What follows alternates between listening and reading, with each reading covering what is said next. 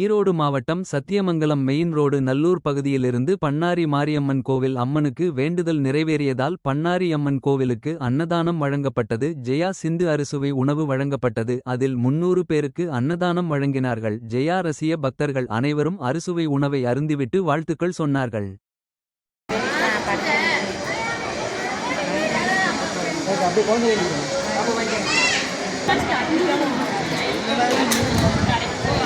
சொல்லுங்க.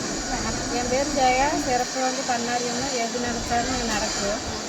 நான் ஏதாவது கஷ்டம்னு வந்தால் எழுதிட்டு போவேன். அப்போவே அந்த அம்மா திருப்பி வச்சுருவாங்க. ஏதோ ஒன்று நம்ம மனசில் நினைக்கிறது தான் நடக்கும். நான் வந்து பண்ணாரியாக்காக தான் அன்னதானம் போகிறது வேண்டியதாச்சு.